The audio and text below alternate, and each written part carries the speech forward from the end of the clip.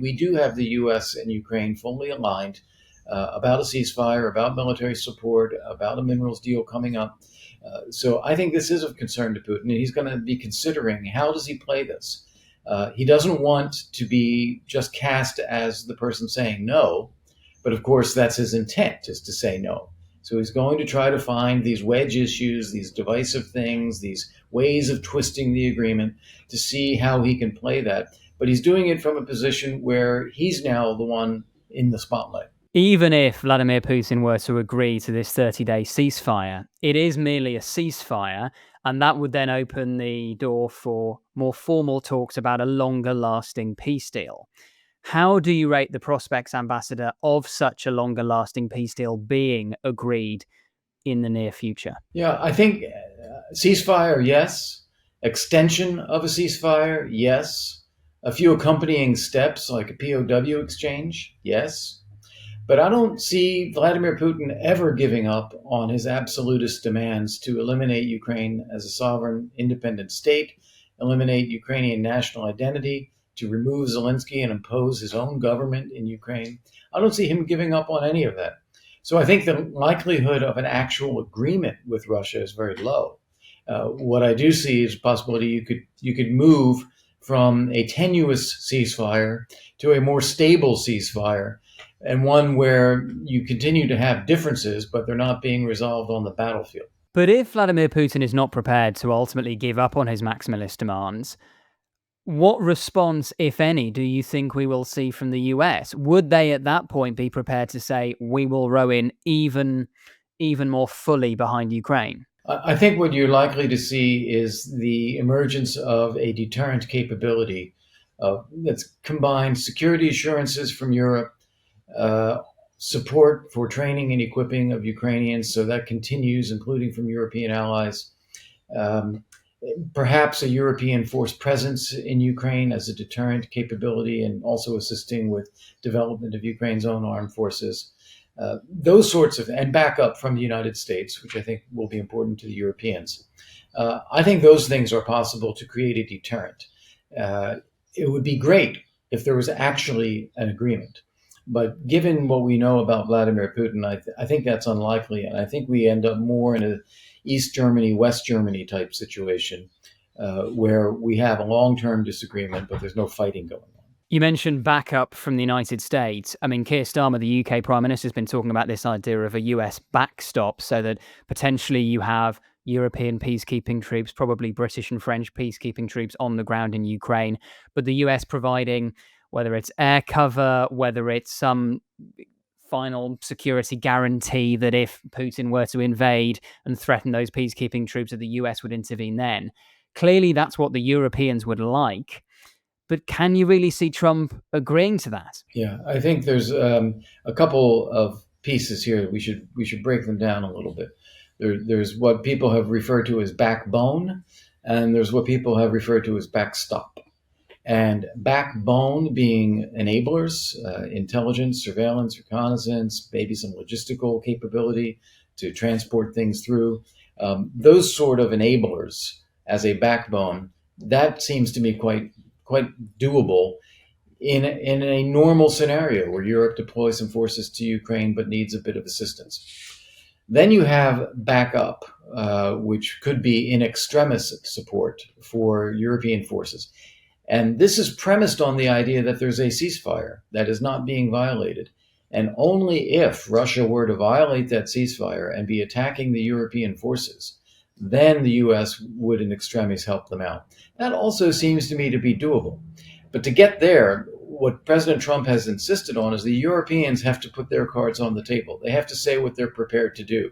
He's not going to put US forces on the table up front, because that always has the effect of then Europe working around that. And he wants Europe to actually take a lead. And I think most analysts would certainly agree that Europe for too long has essentially been, they've been free riders off the back of American defense spending and sheltering under the American security umbrella in Europe. And it's absolutely right that the Europeans pay their own way when it comes to defense. The problem is, despite the positive mood music from Friedrich Merz in terms of increasing German defense spending as a percentage of GDP, the British proposing much the same, and we've seen expansion of Polish and Danish defense spending, the impact of that is going to take many years, maybe many decades to fully be felt. In the short to medium term, even British and French peacekeeping troops on the ground, it may not be more than a few tens of thousands, and that may not be enough to effectively deter Vladimir Putin.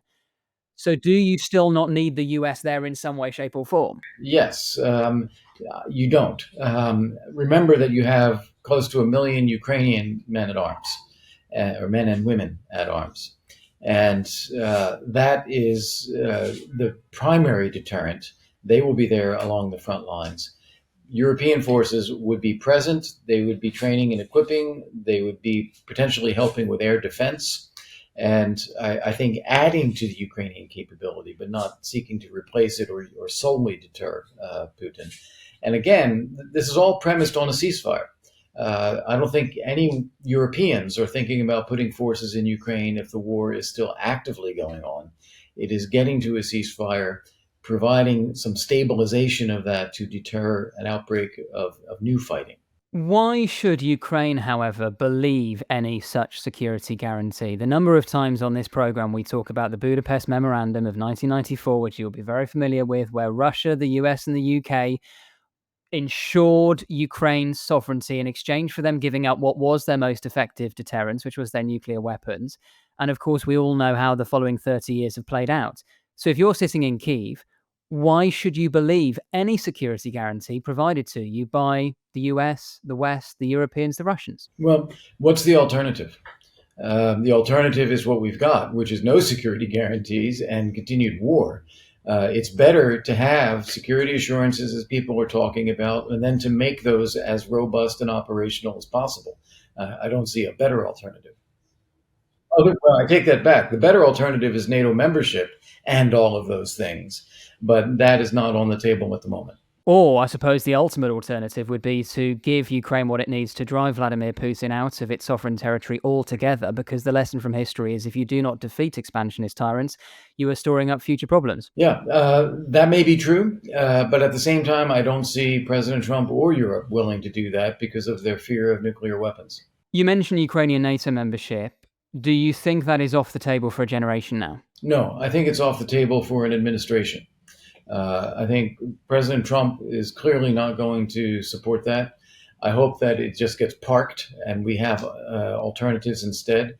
And then everybody gets used to the idea that Ukraine is a sovereign, independent state again. It is entering, or on a process of entering, the European Union. It has a large military that the West is helping to support.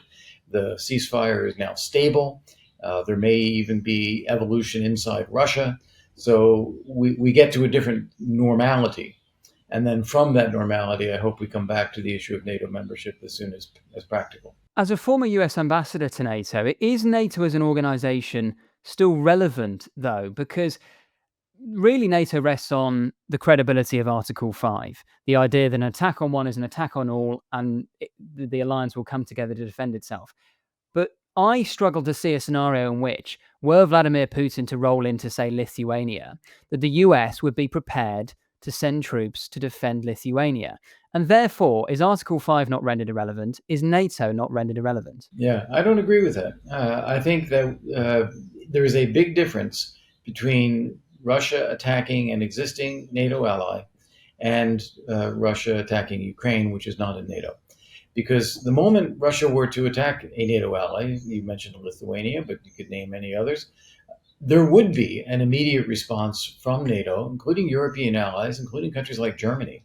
And the U.S. would get sucked into that. There would not be any way to differentiate U.S. support and all the other allies' support.